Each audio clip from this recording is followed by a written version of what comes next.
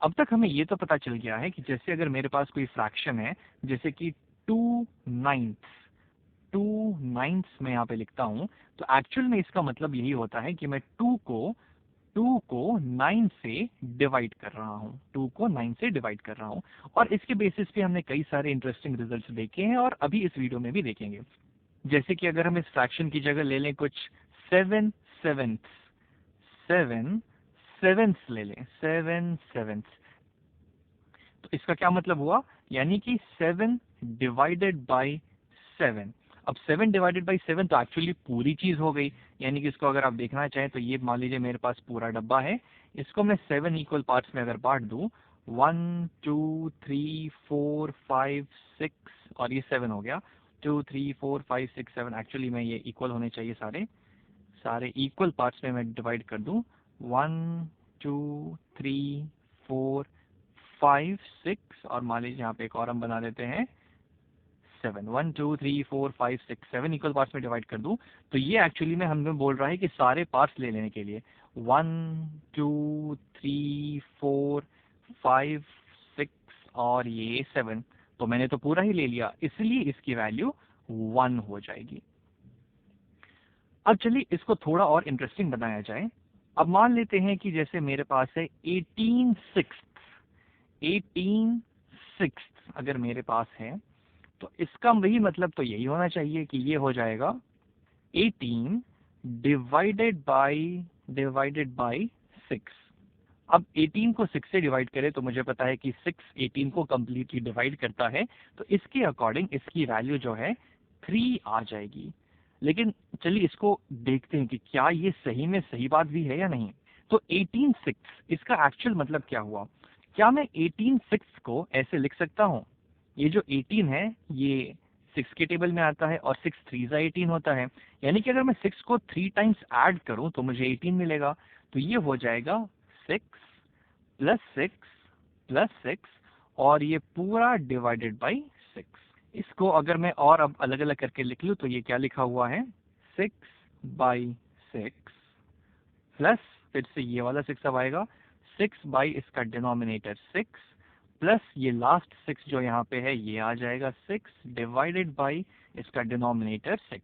यानी कि ये 6 में से मुझे पूरे 6 पार्ट्स लेने को बोल रहा है, यानी कि इसको ऐसे भी समझे कि अगर मैं ऊपर नीचे 6 से डिवाइड कर दूं, क्योंकि दोनों 6 के फैक्टर से ही, तो ऊपर नीचे में डिवाइड कर दूं तो ये एक्चुअली में 1 के ही बराबर तो है।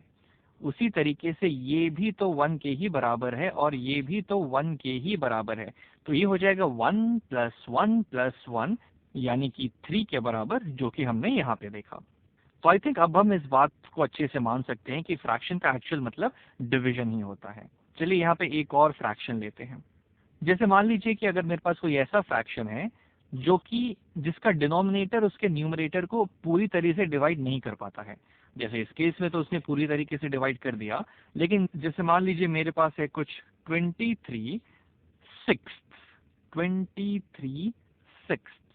तो इतना तो हमें पता है कि इसका मतलब हो जाएगा 23/6 लेकिन 6 के टेबल में तो 23 आता नहीं है, 6 तो 23 को इवनली डिवाइड भी नहीं करता। तब हम यहाँ पे क्या करेंगे, तो एक काम करते हैं, यहाँ पे हम 23 को 6 से एक्चुअल में डिवाइड करके ही देखते हैं कि हमें क्या मिलता है। तो 23 को अगर मैं यहाँ पे 6 से डिवाइड करूंगा तो लेट्स सी क्या आता है। तो 6 4 24 होता है, तो वो मैं नहीं ले सकता। 6 3 18 होता है, तो 6 3 18 हो गया। हम यहाँ पे सब्ट्रैक्ट करेंगे तो यहाँ पे रिमाइंडर हमारा 5 आ जाएगा। यानी कि 23 तक पहुंचने के लिए मुझे 6 को 3 बार ऐड करना होगा, यानी कि 6 + 6 + 6 और फिर उसमें ये 5 और ऐड कर देना पड़ेगा, ये 5 और ऐड कर देना पड़ेगा, तो मेरा 23 हो जाएगा। तो इस 23 की जगह तो मैं ऐसे ये सारा लिख सकता हूँ, और ये पूरा क्या है, डिवाइडेड बाई 6। तो चलिए इसको हम 6 से डिवाइड कर देते हैं, ठीक है। अब इसको मैं अलग अलग करके लिख लेता हूँ, तो ये हो जाएगा हमारा 6 डिवाइडेड बाई 6 प्लस ये वाला 6 फिर से यहाँ पे आ जाएगा डिवाइडेड बाई इसका डिनोमिनेटर 6 प्लस ये लास्ट यहाँ पे जो थर्ड 6 है यहाँ पे, वो यहाँ पे आ जाएगा डिवाइडेड बाई ये डिनोमिनेटर 6। और फाइनली यहाँ पे 5 बचा हुआ है, तो वो यहाँ पे आ जाएगा +5 डिवाइडेड बाई इसका डिनोमिनेटर जो है 6। अब हमें पता है कि ये तो 1 के ही बराबर है, तो ये हो जाएगा मेरा 1, ये भी हो जाएगा 1 और ये भी हो जाएगा 1, यानी कि इसकी वैल्यू हो जाएगी